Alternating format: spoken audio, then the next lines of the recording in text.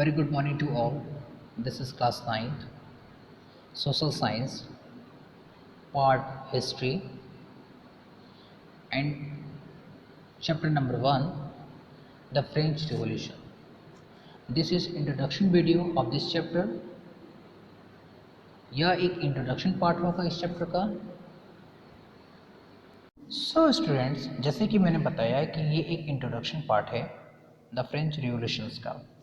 आज आप इस पार्ट में देखेंगे, विच मीन्स इस चैप्टर में आप देखेंगे कि बेस्टाइल पर हमला लोग क्यों करते हैं और इसके पीछे क्या कारण थे। ओके स्टूडेंट, जैसे कि मैंने आपको बता चुका हूँ कि ये एक इंट्रोडक्शन पार्ट है इस चैप्टर का।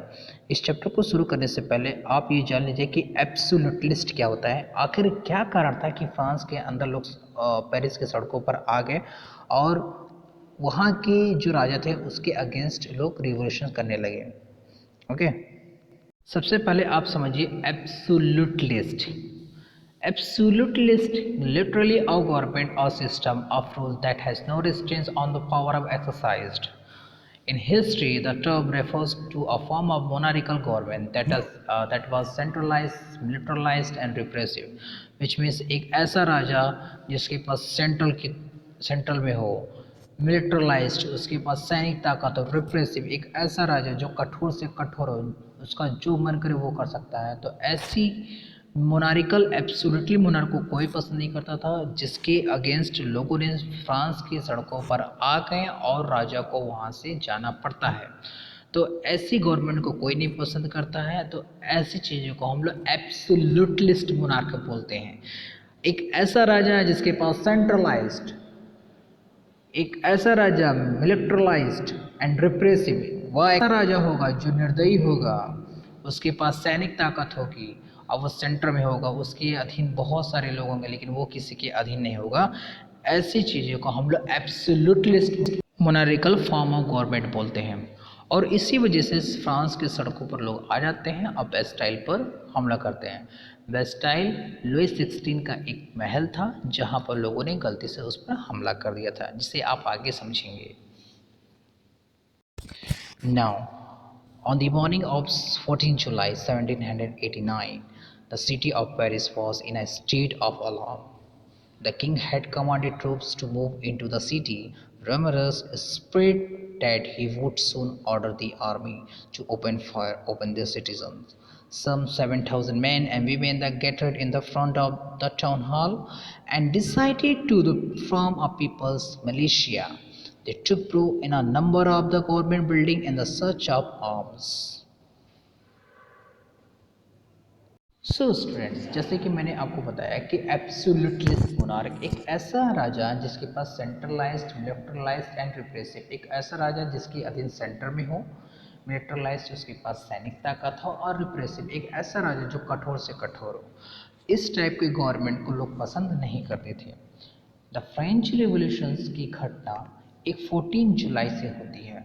14 जुलाई 1789 ये घटना फ्रांस की राजधानी पेरिस की है, जहां पर एक अलार्म बजा, यानी कि लोगों के अंदर एक आक्रोश का अलार्म था। लोगों ने सड़क पर आ गए और बेस्टाइल की जो राजा थे लुई 16, उन्होंने यह आदेश दिया कि वहाँ के लोगों को गोली मार दिया जाए।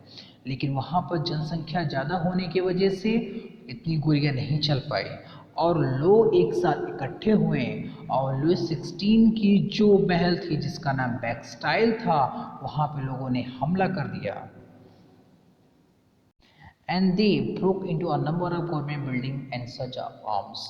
जैसे कि मैंने आपको बताया कि वहाँ के सैनिकों ने जब वहाँ के लोगों पर हमला स्टार्ट कर दिया था, लोगों को गोली मारना स्टार्ट कर दिया था, तो वहाँ के लोगों ने गवर्नमेंट बिल्डिंग में जाकर के सच ऑफ आर्म्स, यानी कि उन्होंने हथियार ढूंढना स्टार्ट कर दिया था, क्योंकि अब वे लोग बिना हथियार के वो लड़ नहीं सकते थे।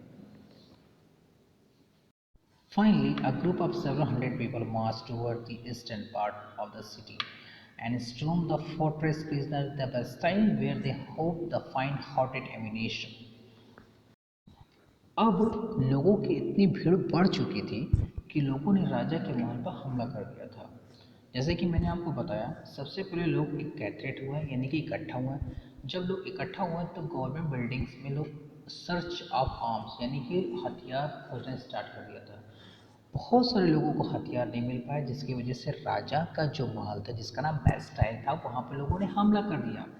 उन्होंने सोचा कि हो सकता है वहाँ पर कुछ हथियार हो या गोला बारूद हो जिससे हम अपनी जीत को आगे बढ़ा सकते हैं। वहाँ पर कुछ लोगों को बंदी बनाया गया था और जिसे ये लोग गलती से उनको छुड़वा देते हैं। In the armed fight that followed, the commander of Bastille was killed. The prisoner released truth. There were only 7 of them. जब लोगों ने बेस्टाइल पर हमला किया तो वहाँ का एक कमांडर था। उस कमांडर को लोगों ने मिलकर के मार दिया। मारने के बाद बेस्टाइल के अंदर जो जेल थी, जेल के अंदर बहुत लोग बंद थे, उनको वहाँ से रिलीज कर दिया गया। उनकी संख्या कितनी थी? 7 थी। उन 7 लोगों को रिलीज कर दिया गया। At the Bastille was hated by all because it stood for the despotic power of the king. जैसे कि आपने स्टार्टिंग में एब्सोल्यूटलिस्ट को पढ़ा था। एब्सोल्यूटलिस्ट मीन्स एक ऐसा राजा जो सेंट्रलाइज, मिलिटरलाइज एंड रिप्रेसिव, एक ऐसा राजा जो कठोर से कठोर हो, जिसके पास सैनिक ताकत हो और वो सेंटर में हो। और वो इतना निर्कुश राजा होता था, वो किसी की नहीं सुनता था बल्कि वो अपना करता था।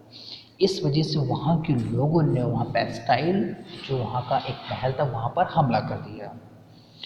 क्यों किया? इसका वजह ये था कि वो राजा क्या था, बहुत ही निर्कुश था, एब्सोल्युटलिस्ट मार्ग चलाता था, जिसकी वजह से वहाँ के लोगों ने उस पर हमला कर।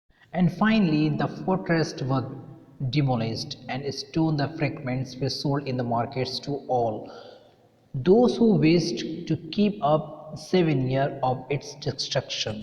जैसा कि मैंने आपको बताया था कि वहाँ के लोगों ने मिल करके उस वेस्टाइल पर हमला किया और उसको ध्वस्त कर दिया। ध्वस्त हुए टुकड़े कर को मार्केट में बेच दिया गया एक यादगार के तौर पर। सो स्टूडेंट्स, आज इस वीडियो में आपने समझा introductions of the French revolutions, कैसे बेस्टाइल पर हमला हुआ और फ्रांस पे लोगों ने सड़कों पे कैसे आ गए। नेक्स्ट वीडियो में आप 3 कैटेगरीज पढ़ेंगे, जिसमें first clergy, second nobility and third peasants वर्ग के बारे में पढ़ेंगे। इन तीनों वर्ग मिलकर के ही ने फ्रांस में एक क्रांति लाते हैं, जिसे आप नेक्स्ट वीडियो में पढ़ेंगे। Thank you.